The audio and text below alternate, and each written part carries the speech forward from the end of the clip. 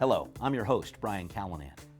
Seattle's newest council member ran on a platform of helping businesses, getting tough on crime, and providing effective solutions for homelessness.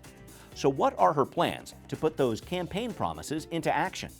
I'm one-on-one with Citywide Councilmember Sara Nelson to get an answer on that question and the ones you're sending in too. Next on Council Edition. Revitalizing neighborhood business districts is number one priority, as is downtown revitalization. All that and more coming up next on City Inside Out, Council Edition.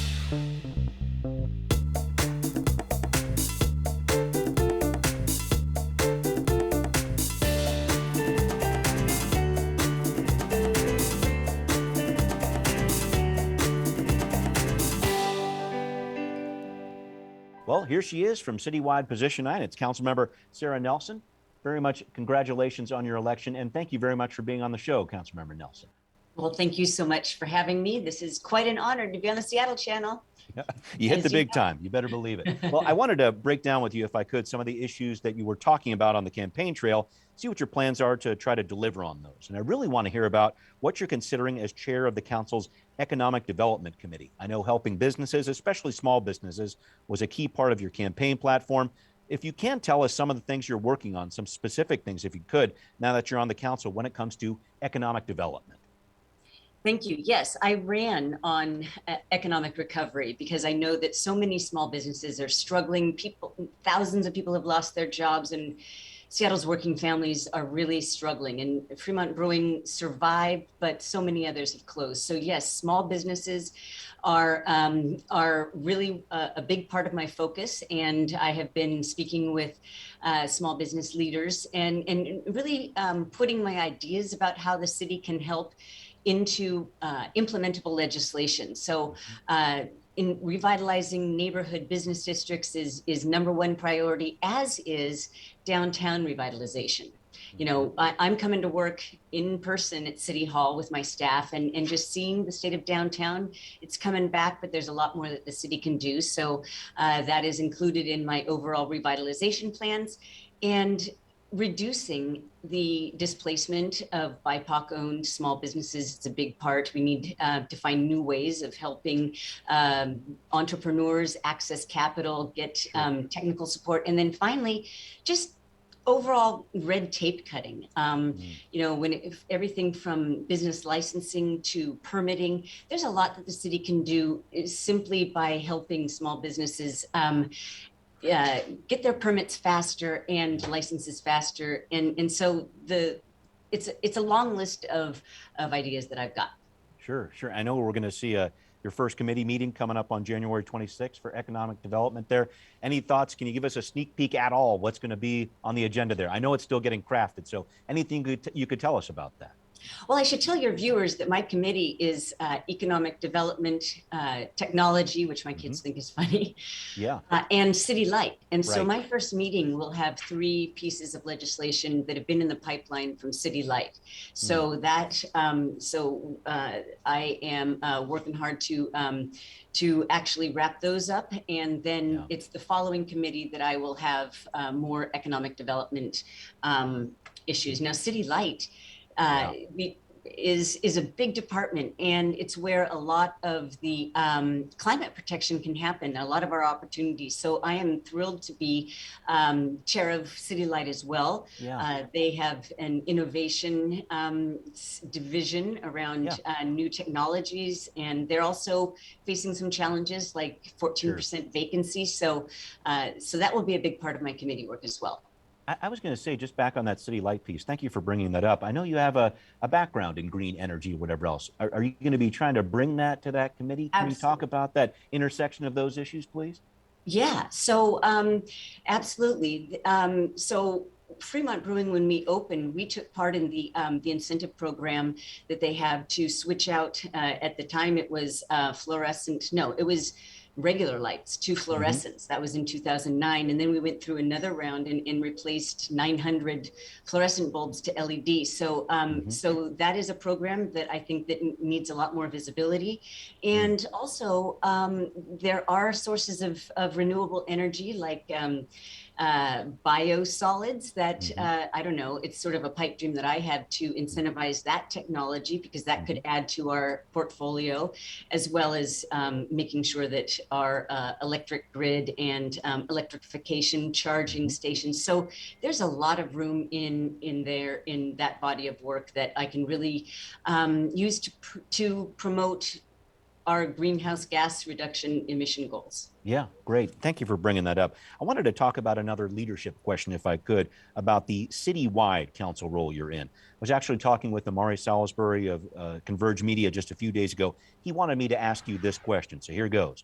What's Councilmember Nelson's approach for all 7 districts? Oftentimes, certain people in certain districts feel really overlooked. How will Sara Nelson engage with all the districts across the city? Your thoughts about that question and what your citywide role really means?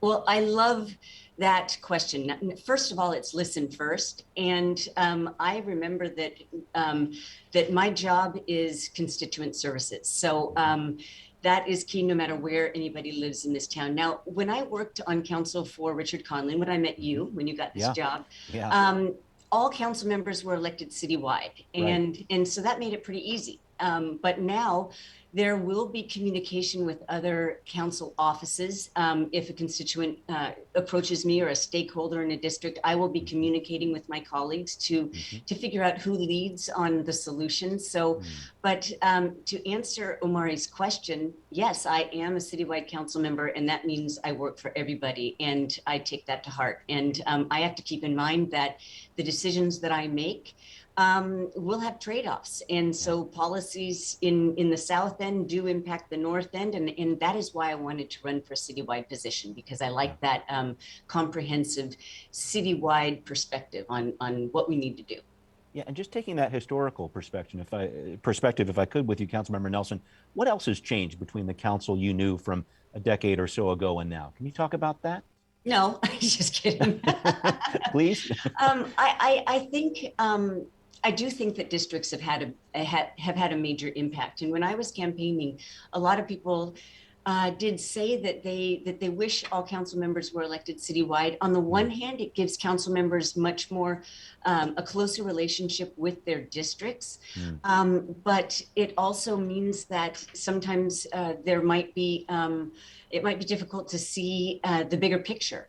So I just believe that no matter what the system, we have got to all work together and keep the interests of our constituents front and center over the concerns of special interests, et cetera. We work for the people, and that will remain constant no matter what. Okay, thank you for breaking that piece of it down.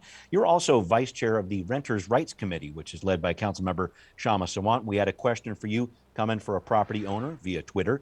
He writes this: how can Sara help small rental property owners remain viable in Seattle? Can she help support community wealth building, affordable housing, and anti-displacement via less risky / complicated / punitive mom and pop landlord regulations?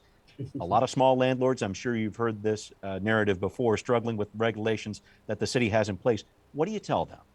Well, I want to tell that person that a lot of people haven't been at the table, and I am listening.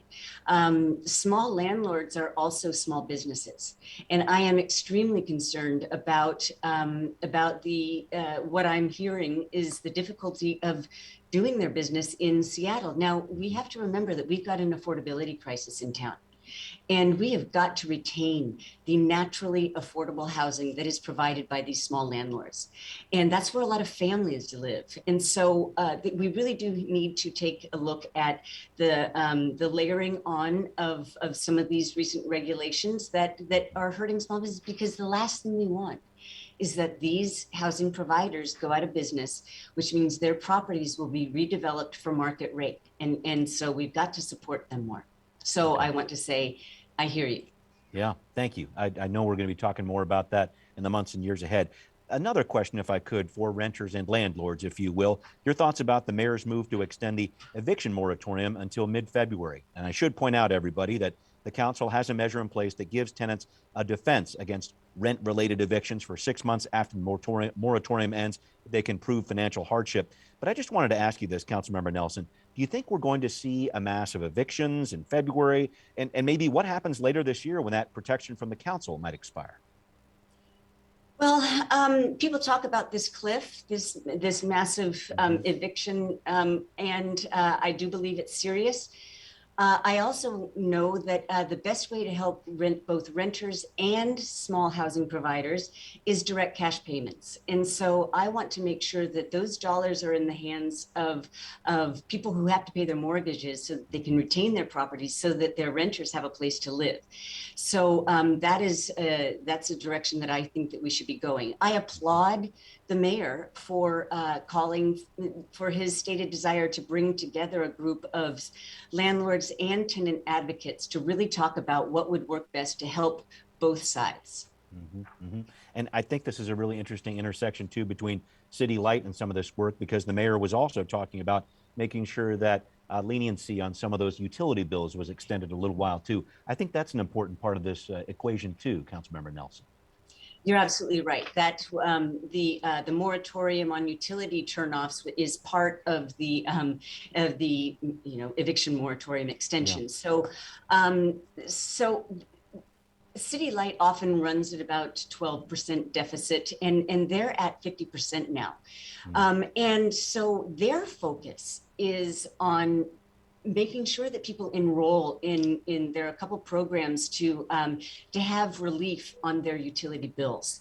And that is, and so we want to make sure that just extending the eviction moratorium doesn't discourage people from enrolling in these programs, because that's a way that we can track how many people are really hurting from inability to pay their electric bills, and they can access aid right away.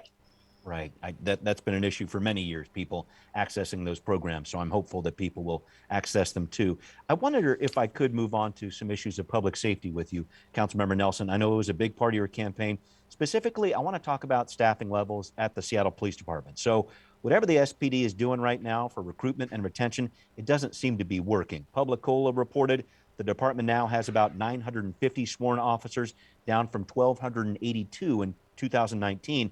The lowest staffing level the SPD has had since 1970.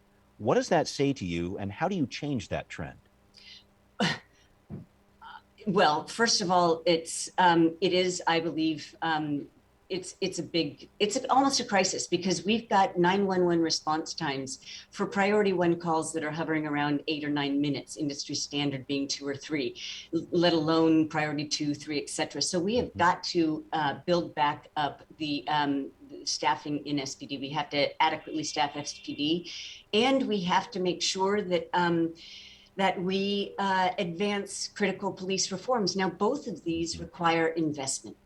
And so, retention and recruitment, and preferably recruitment from communities so that we can diversify our force, that will go a long way to building trust between community and SPD. But this is a top priority. And when I talk about economic recovery, public safety is key. Yeah. And the charter says that we have got to ensure that every district in the city has enough public safety. And so this is, we swear on the charter that, and so we've got to do our duty to make sure that we have enough officers to do their work and keep everybody safe.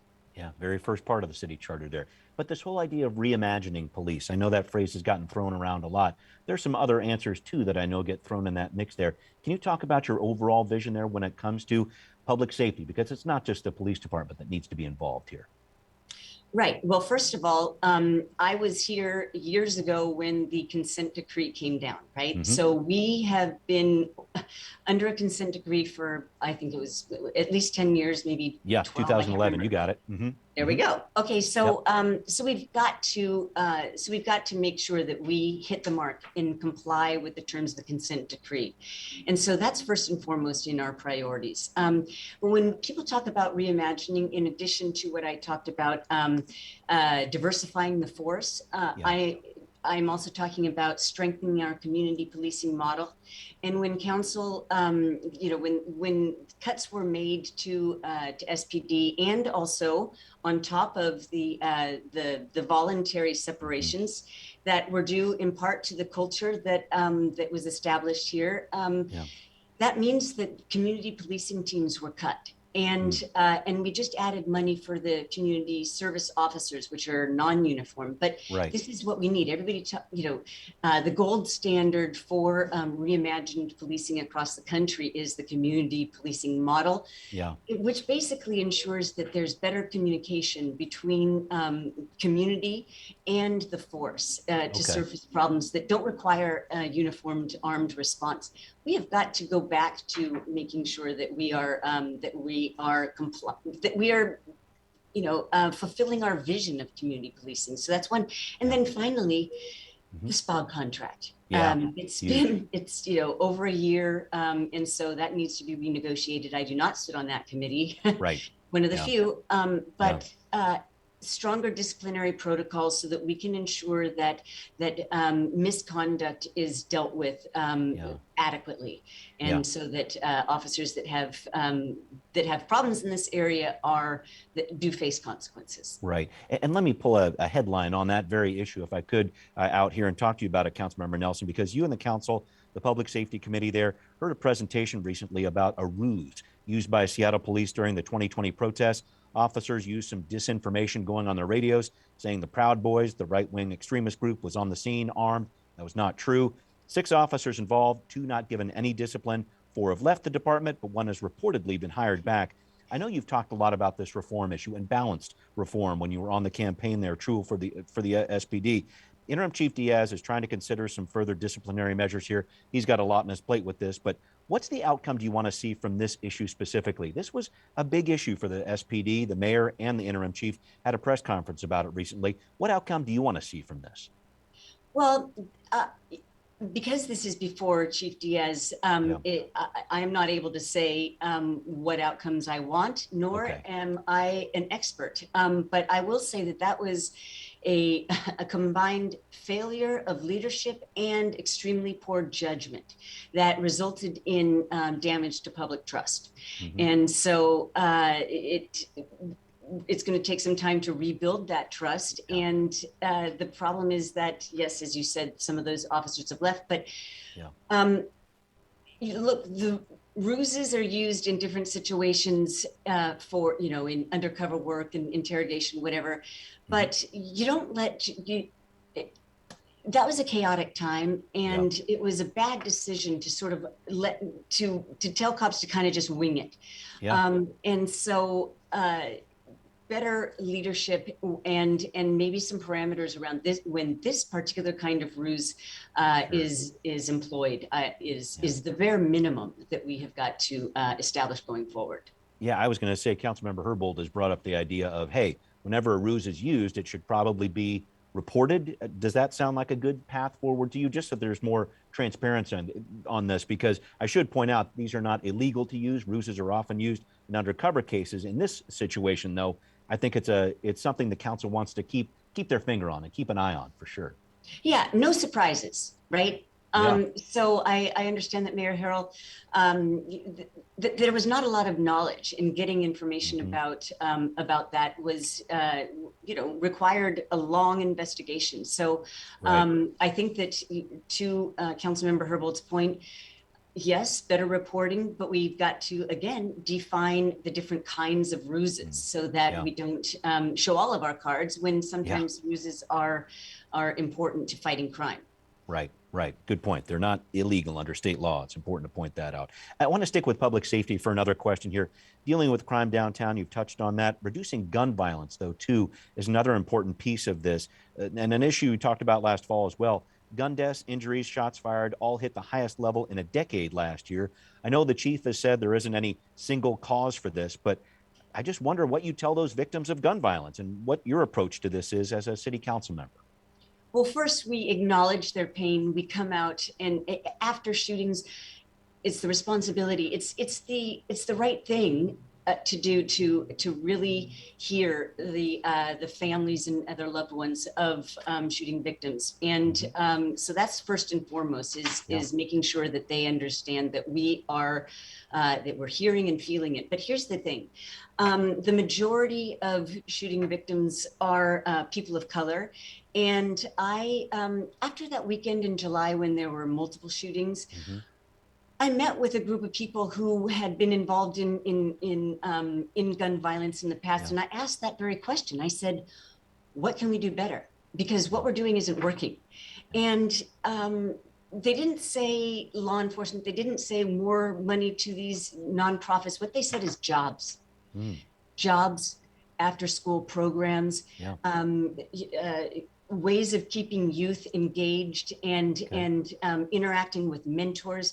And that's what I think that the city can really do. Yes, and there should be a law enforcement component, but it's never one or the other. It's never only community, only law enforcement. But I think the thing that would really make a big difference is reestablishing some of those jobs programs and making sure that we work with our workforce development actors to make sure that people have access to jobs at every level of skill.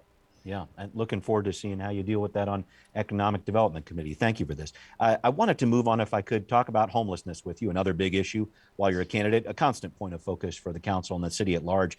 We have some viewers who want to know more about this. Peter wrote this into us. Can you address the connection between substance abuse and homelessness? How do we stop the cycle of addiction so they are no longer a threat to themselves and regular citizens?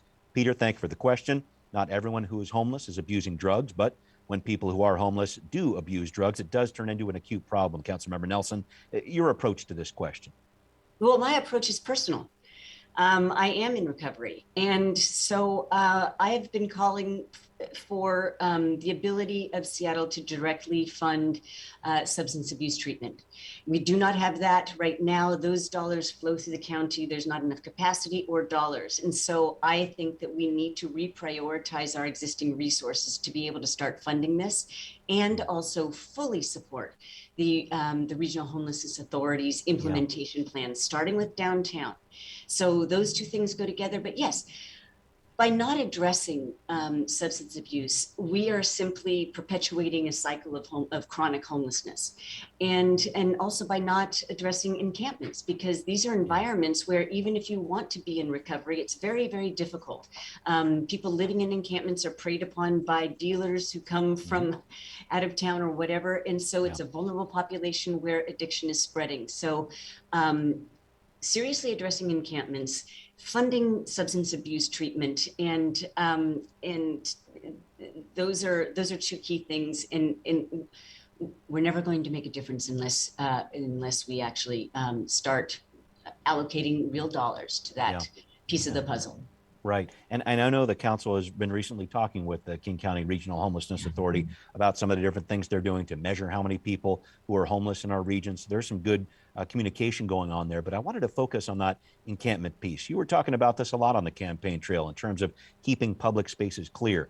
I've heard a ton about what's going on in Woodland Park. I know Councilmember Strauss, the mayor, have talked about really looking at that area as a focus right now. Is that your main focus? I wanted to talk about this encampment issue and where you're looking to try to make a difference on it right now.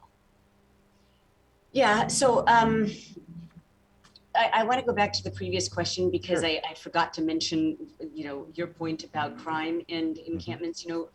Encampment crime, I've seen statistics that says that encampment-related crime is up 122%, and that gets back to why we need treatment, is because a lot of people are committing crimes to support a habit, etc. But to your point about Woodland Park, that's my neighborhood. I live in District 6. I applaud Councilmember Strauss for focusing on this, and also Mayor Harrell. But I think that we need to do more than take a one-off approach to all of these different encampments. We need policy direction and a citywide implementation plan, and then start in geographic areas, just like Mark Jones of, the head of the authority, has called for with downtown, because we simply can't wait to have enough housing units available for everybody who is living outside. That's kicking the can down the road, and that's a recipe for just inaction. So I think taking a regional approach, having some policy guidelines is really what we need to support whatever individual encampment focus that we choose to prioritize next.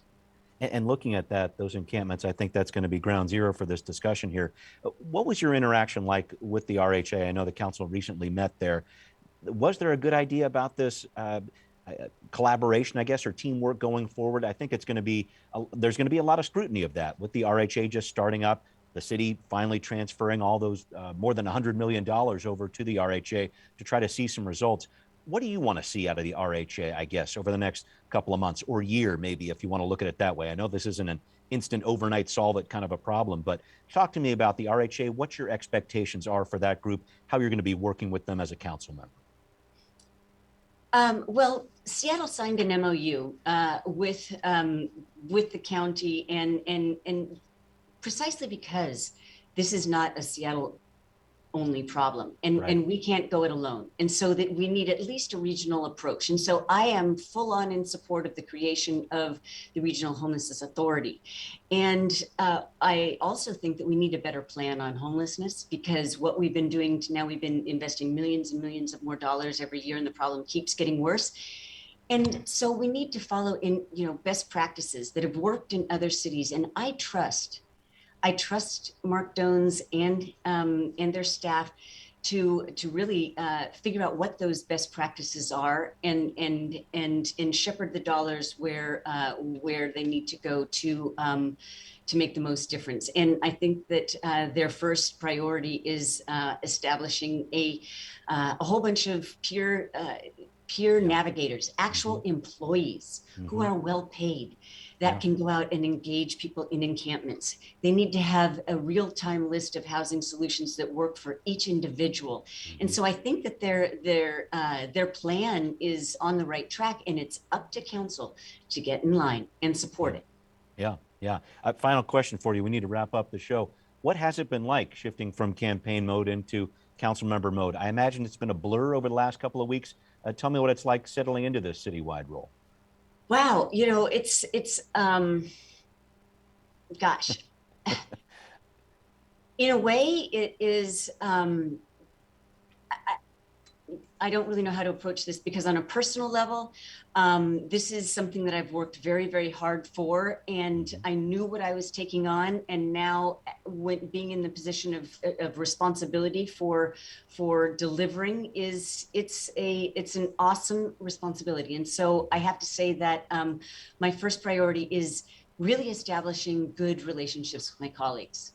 We can only get things done if we work together, and also with the executive. And so first and foremost, I am calling up my colleagues and asking to meet, and getting to know them as people, as real human beings. And so I'm in the position now where I can do that. And so that is what I'm doing. But it's a lot of other meetings. It's a lot of intake of information. And it's hard, because most people aren't on site. And so, the information comes in fits and starts. Plus, I'm just getting to know my staff. Yeah, sure. And hanging art. Yeah, right. Very important things, all of these things. Well, I really look forward to talking to you more about these different issues, Councilmember Nelson, in the months ahead. Thank you very much for joining me. Thanks, everybody, for watching, and we will see you next time on Council Edition.